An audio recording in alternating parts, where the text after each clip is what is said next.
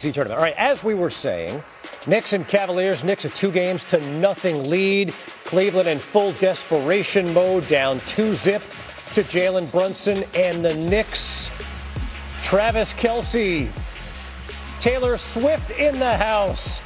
That was about the extent of the Cleveland motivation in this one. Look at Mikal Bridges all the way. He was 11 of 15 from the field in this one. Knicks fans traveled well. They took a 9-1 lead on Cleveland. More in the first quarter. Karl-Anthony Towns, a harbinger of things to come. Cleveland's defense was atrocious. Midway through the second quarter, James Harden to the paint. Spin cycle. Harden had 19. Kelce fired up. Cleveland within 2. And then a couple possessions later, Harden all the way down Broadway to tie it at 48. Offense wasn't the problem for the Cavs. It was defense. Look at Jaylen Brunson right to the cup. Brunson had 38 in game 1. He had 14 assists in game 2. In game 3, he did a little bit of everything, getting to his spot, knocking it down. Knicks in front at the break, 8-1 in the postseason when leading at halftime. Cleveland 3-6 when trailing at the half. Knicks led it by 6 at the intermission. Third quarter, more from New York. In transition, OG Anunoby to Bridges, one of 27 assists for the Knicks in this game. Midway through the third, Anunoby, what a weapon he is. You figure you got to account for Brunson and Towns. Anunoby does it all, and then Brunson to the cup. Knicks pulling away in front by 12. A minute to go in the third. Harden and 1. Cleveland within 7 after the made free throw. But at the other end, Brunson, step back, you don't know me like that. He had a huge alley-oop assist before the end of the third quarter. Knicks led by 9, headed to the fourth. Early fourth, Hart, Bridges. The lead was 14. Cleveland had no answers. And then Landry Shamet off the bench again for the Knicks. New York in front by 14. Shamet one more time. Shamet was 4 of 5 from the field. Every one of them a three-pointer. 14 points off the bench. The Knicks in control. And then Brunson. 41 minutes, 30 points, 6 assists. It won't be talked about, but the Knicks made their free throws, 24 of 27.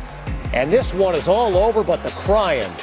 121, 108. The Knicks, in what was a must-win game for the Cavaliers, come away with the victory and a 3-0 series lead. You hear chants, "Let's go Knicks." MVP when you're on the free throw line. You're on the road. Just what does that mean to you guys? I don't know. I'll explain. I'm at a loss of words, but I like the way we fought, most importantly. But the Knicks fans, they travel, man, and they're going to be hurt in whatever building they're in. Landry Shamet, just describe the impact that he had on this game, particularly in the fourth quarter. He played big time, and that's just the way he does. He's a true professional, and the way he just attacks the game and approaches the game. Whatever is asked of him, he shows up and he does it. You guys haven't lost in a month. Teams always want to be peaking at the right time. 10th win in a row. Just what does it feel like for you guys as a group to just be in this flow right now? Our mindset hasn't changed. We're trying to get better every single day. We're trying to learn even from wins. There's a lot that we can get better at. There's a lot we can control. A lot of mental errors that we need to clean up. But we're always just looking for ways to try and get better. Game 4 on Monday. Chance to go to the finals. What's it going to take? Just focus on one possession at a time. The way we've been having that mindset over these past couple weeks, we have to continue it. If not, it has to be better. All right. Thank you, Jaylen. Thank you. Let's bring in someone who donned the jersey of both teams during his career, and that's Iman Shumpert. Iman, plenty to unpack from this game, but with the Cavs now on the cusp of elimination, what is the biggest takeaway from your perspective of what you saw in their performance tonight? I thought that they lacked a sense of urgency. I think that this is a back-to-the-wall style game. You let go of game 1. You're coming into game 3. You're trying to get your fans excited, and you're supposed to play like desperate men. play like you haven't drank water and I don't know how long. It needed to be a desperation, and I didn't see the urgency. The biggest takeaway that I took from being able to locate times that there was no urgency was where is the transition defense for this Cavaliers team? When a person breaks past the three-point line and gets into that key situation or gets into that paint situation, there has to be two guards back. There has to be a last line of defense. I thought that they did a very poor job of saying, let's pay attention to the details and pay attention to the small mistakes, the little mistakes that led to easy buckets for the Knicks. Let's take those away in Game 3. I didn't see that adjustment. I didn't see the attention to detail. It was honestly a disappointing performance from the Cavs.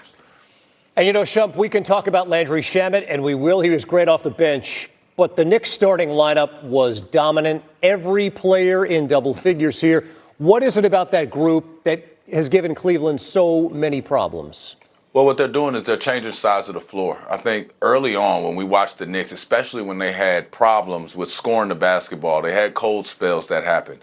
What they did was they put Karl-Anthony Towns in a high post area. We put him on the sideline into a 21 action, and then there's cutting, there's movement, but the ball changes sides of the floor, and we have Jaylen Brunson to have a great floor game and say, hey, anytime we aren't going to those actions, now that we have, and I've sprayed the ball out a little bit, I can get my wiggle room. I can get downhill. I can make sure that we get FGAs and FGMs rather than get us TOs. And I think that he's done a great job of just being patient, letting things come to him, and showing the Cavaliers that no matter what they throw at him, he's going to pick it apart.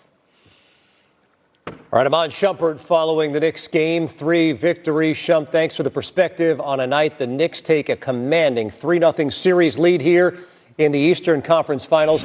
New on SportsCenter now. A lot of questions to be answered for Cavaliers head coach Kenny Atkinson.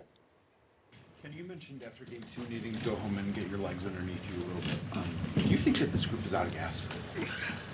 I don't want Danny. It's hard for me to judge, right? I did think their physicality and energy level was much higher than ours. Kind of just call it what it is. But credit to them. I thought their physicality really got us. They turned us over. Early. They were into the ball, very handsy. The whole grab and hold thing, which is part of it, and we struggled to play through that physicality tonight. Why do you think that you guys in this series, and especially tonight, have struggled from the perimeter shooting the basketball? Yeah, I don't know. I'm thinking.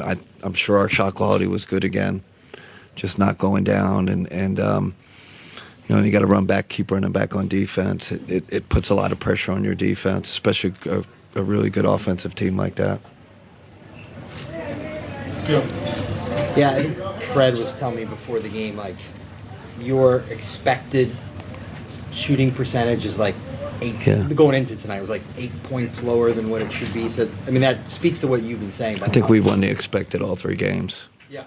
So it's just, but there's expected and real. This is where we always get into that conversation, Joe. So, but they took,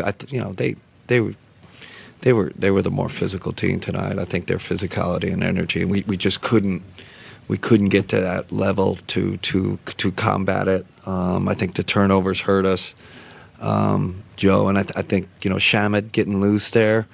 They had a role player step up on the road.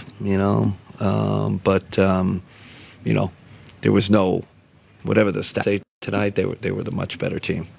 We're now joined by Stephen A. Smith. Stephen A., after Game 2 on Thursday, you used the words alarming and flabbergasted right here on SportsCenter to describe the Cavs' defense. What words would you use for their performance tonight? Pathetic. Very, very pathetic. Gave up 37 points in the first quarter. Didn't come out with any degree of urgency whatsoever. I wouldn't be surprised if we did an investigation and we discovered that half the team had already made vacation reservations. I mean, it just looked that way.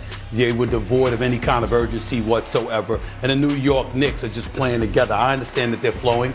I understand that they can serve to demoralize you. There's no way around that. But the flip side to it is you're on your home turf, and there's an incredible level of urgency that comes attached to it. And the New York Knicks just gave it to them.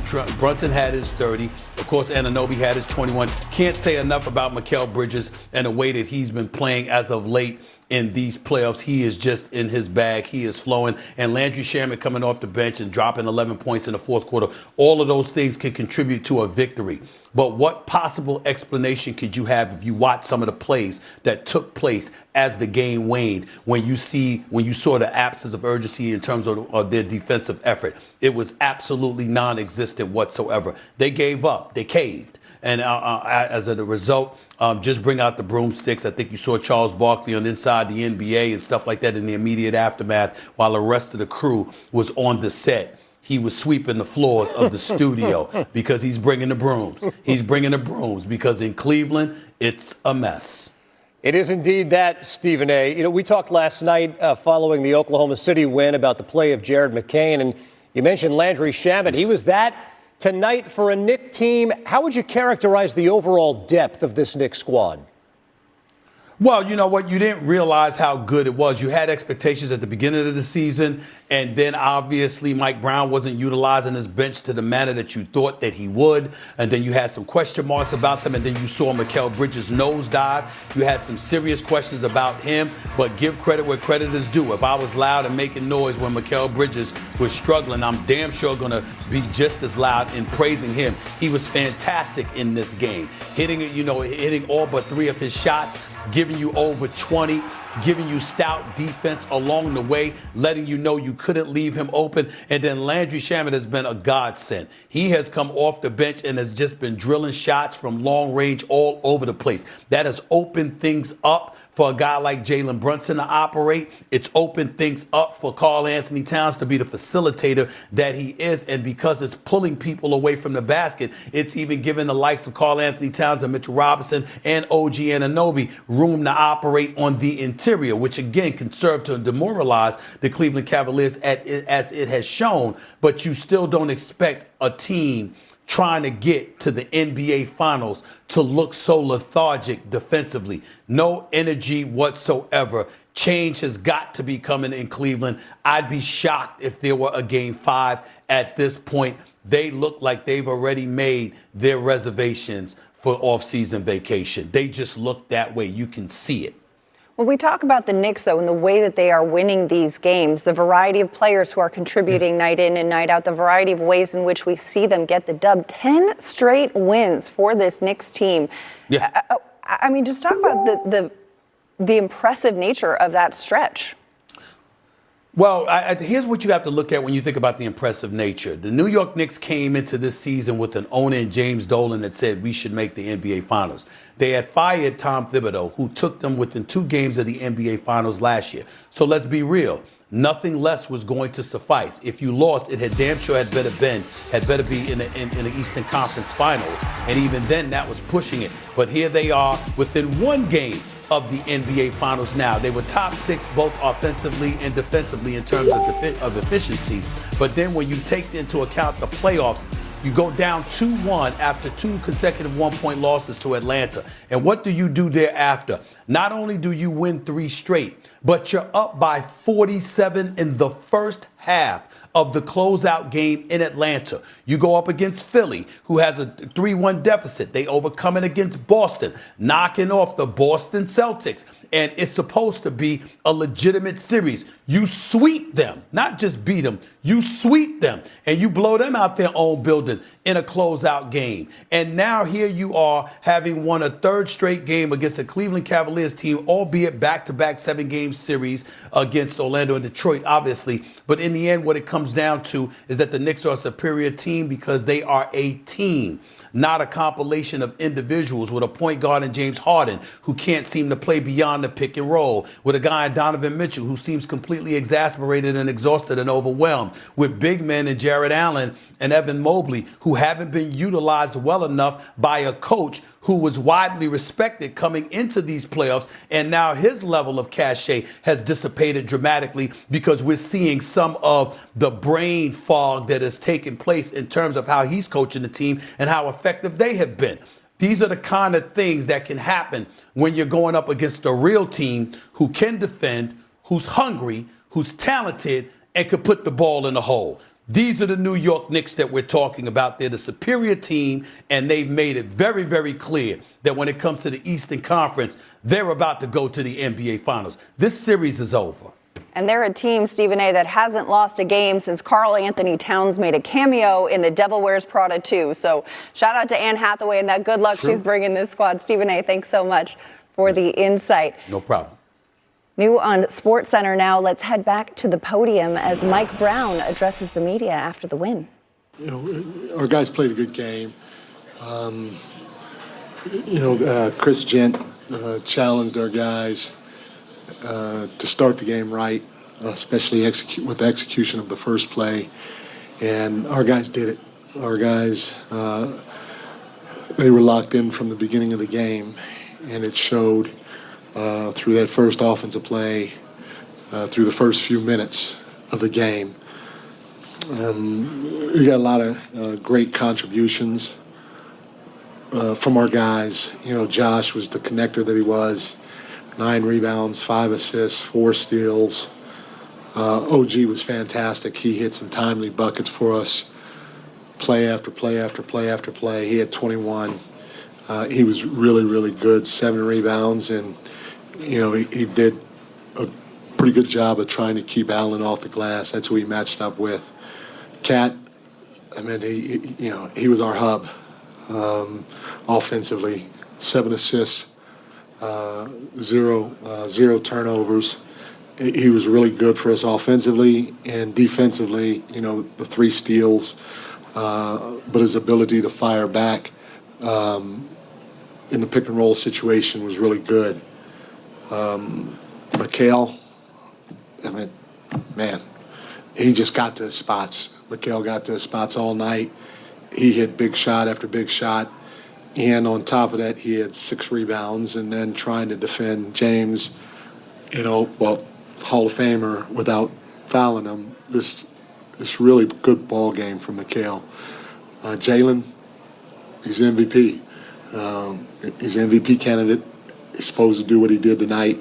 He's got to go score it, or he's got to command a double team and make the game easier for everybody else. Our bench, everybody that came on the floor, they played great minutes for us, but I got to take my hat off to Landry. We put him on the floor in Josh's spot. They're paying a lot of attention to Jaylen. Somebody's going to be open if the floor is spaced, and we're getting off the ball in a timely manner. And literally, because of the way they're playing D, we're just playing conceptually. We're really trying to play fast, trying to space the floor the right way, trying to touch the paint, trying to make quick decisions with the basketball. So our guys are just doing a great job playing out of our concepts, especially when they're blitzing, soft blitzing, kind of zoning up, and doing different things defensively. But Landry was huge. And then, on the other end of the floor, he's got to match up with a guy like Donovan Mitchell, which is a tough cover for anybody. And you're not going to stop him, but you got to work your tail off. And Landry's trying to work. 2 things happened in the second half. I thought throughout the whole game, I thought we did a good job of trying to play fast. We want to play fast against these guys at every opportunity we can get. We don't want to go against their set defense all the time, so we got to keep trying to play fast. And then our guys did a better job in the second half of trying to defend without fouling. They tried to show their hands and lead with their chests, and we got to continue to do that in Game 4. Mike Brown highlighting the Knicks win, pointing to Karl-Anthony Towns. Back on SportsCenter, the 10th straight win for the Knicks this postseason. They're the 10th team ever to do that in a single postseason. 5 of the previous 9 went on to win the NBA title, most recently the Celtics 2 seasons ago. In the building to witness it all, our NBA insider Brian Windhorst.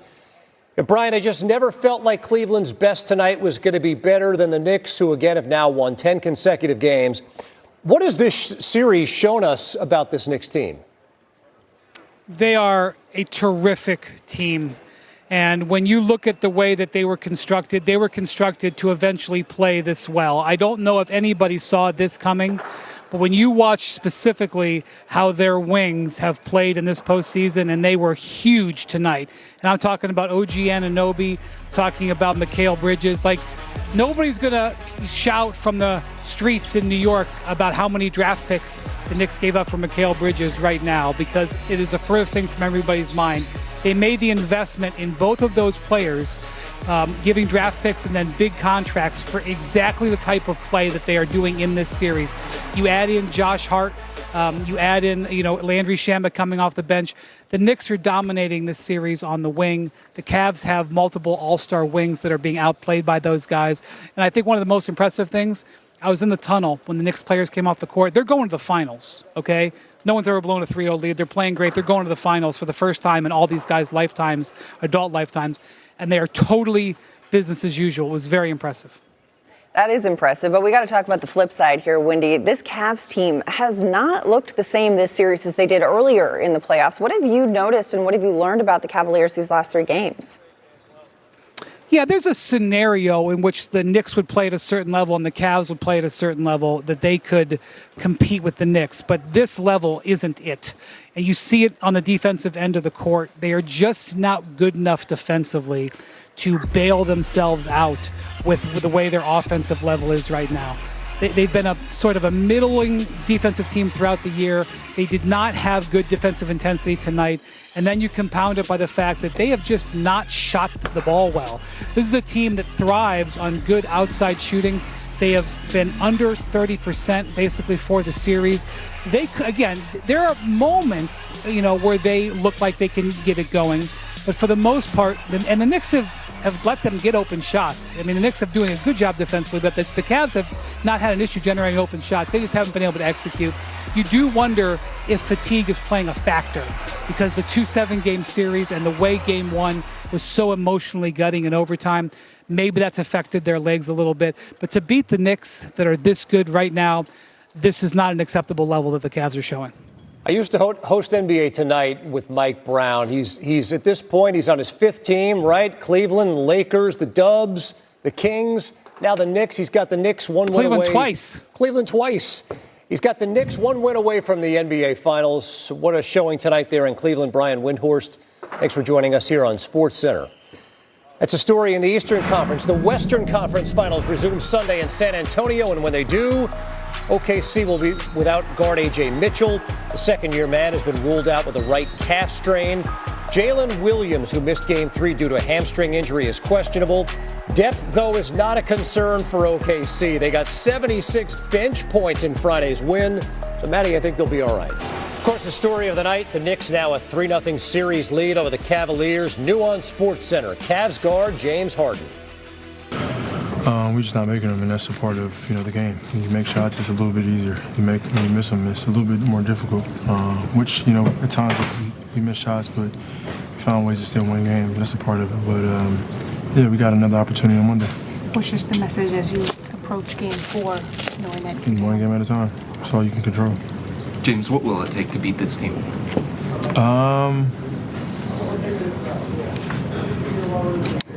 got to make some shots. I don't know how many shots we made or missed, but I feel like we haven't really made shots since the first couple quarters in Game 1. We got to make shots. Not just this team, any team. James, you guys, 7 games with the Raptors, 7 with Detroit. Is fatigue a factor for this team? No excuses. We got to game plan. We got to execute our game plan a little bit better. And then we got to have the confidence and find out how to make some shots. We do that, then we give ourselves a chance. Kenny said that heads aren't hung. How are you guys lifting yourselves up as a team? No, we're still confident. Like, the confidence is never going away. Like, we're more than capable. We just need some things to a shift change and make some shots to the series turns around. You talked about the shot making, but defensively, last question, sort of allowed these guys to get loose. I mean, it's when you're not making shots, is you put more pressure on your defense, so you're going to be on defense much more. You know what I mean? Then you got to take the basketball out of the rim. So that's a part of, like, basketball is obviously both sides of the ball. But if we can make some shots, it gives our defense a chance to get back and set up half court. You know what I mean? So it's a balance of both of those things. But They're a great offensive team. You know what I mean? They got to stretch big, and they obviously, Brunson handling the ball. So they're a difficult matchup, but it just makes it more difficult when you're not making shots. Then you got to keep relying on your defense, which they are a good team. SportsCenter is the Knicks and Cavaliers Game 3 of the Eastern Conference Finals. Jaylen Brunson listens to Justin Bieber before every game since college. Fun fact I learned about him recently. Brunson got off to a slow start in the first half, but if you need time, just take your time. Now, early in the third, Brunson hit the midi, baseline, bucket, got it. Later in the third, Knicks lead 65-57. Later in the third, Brunson, another jumper from along the baseline. What do you mean? Looking confident right here. Brunson heating up. Under a minute left in the third. Same spot, Knicks lead 89-80. Getting things going right there. Scored or assisted on 14 points in the third quarter after just 13 in the first half. Now Landry Shamet went off in the fourth quarter. Brunson kicks it out to Shamet, who knocks down the corner three. The next Knicks possession, Josh Hart kicks it out to Shamet, another triple. Knicks lead 102-88. Less than a minute later, Shamet, step back, three, bucket over James Harden. He had 11 off the bench in the fourth quarter. Knicks win 121-108. Yeah, it's important. Our starts and how we start games is extremely important. I thought we had the right mentality, physicality. Thought we weathered their storms and their little runs and the swings of the game. Coach was really big on talking about the emotion of this game.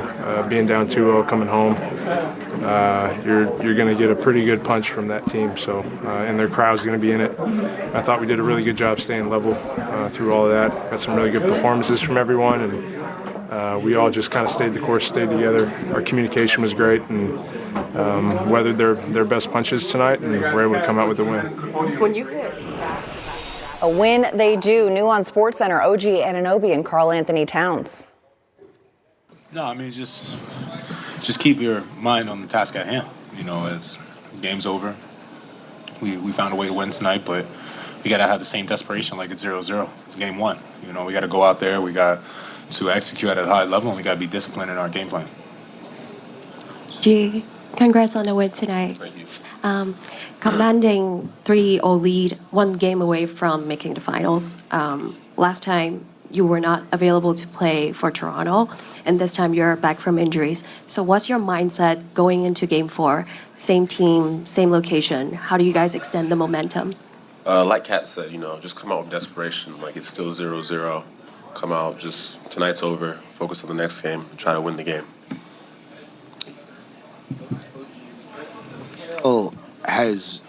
He's always good at being able to identify when to leak out in transition and also when to stay back on defense. That's something you're good at too. He's been especially dominant in that way during this series, like just knowing when to go in transition and when to stay back on Harden. What is the art of that? What makes somebody able to make that read? Where are you looking? What are you doing in order to figure out how to time that? Mm-hmm. Probably just the awareness of if we've gotten the rebound or if someone else has gotten the rebound, and then just the quick, just his first 3 steps, he's just gone every time. He's amazing at that. He just runs out, and guys like Kat will just throw it and hit him in stride. All right, so from the focus of the Knicks to what is now desperation time in Cleveland, Donovan Mitchell here on SportsCenter.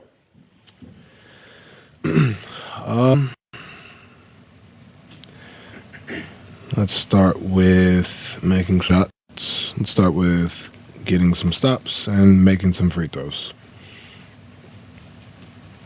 You've expressed your support for Cleveland over and over and over again and talked about how great the fans are. 1,000%. How difficult is it in Game 3 to hear the Knicks chants? I'm from New York. This doesn't shock me. They do it in every arena. It's like Cowboys fans. It's just who they are. I don't think it's a Cleveland thing. It wasn't just us. You look at Philly. That's how Knicks fans are. I was one back in the day. So, you know what I mean? So that had nothing to do with what we got going. Cleveland's the best fans in the world. I stand on that saying. So that doesn't affect that. That doesn't label who Cleveland is. I have nothing but love for the fans in Cleveland, and we didn't get it done for our home crowd tonight. And we didn't get it done, which enables the Knicks fans to go off like they did. If we get it done, then they're silent, right? So we didn't do our part. When we ran out, they were loud, and Cleveland fans were behind us, but we didn't do our part, and that's the result. Mm-hmm. Donovan, why do you think that as a group, the shot making from beyond the arc has fallen off so much in the series for you guys? Sometimes the ball just doesn't go in. We're getting good looks. Sometimes it just doesn't go in. How much has that aspect of things affected who you guys, maybe more so tonight or defensively? I mean, yeah, you try your hardest not to let that happen, right? And then give them credit. They took those misses and got out in transition. Even off makes, they got out in transition. So it wasn't just like our half-court defense, right? They were getting out and putting us in different scenarios in transition. And when you miss shots, it gives them more of an opportunity. I mean, we shot 50% from the field, but from three, that's not necessarily as much. But when they get going in transition, and then me, Evan, James had 5 turnovers apiece, that doesn't help. They were active, and we weren't able to control that, especially their pace and transition.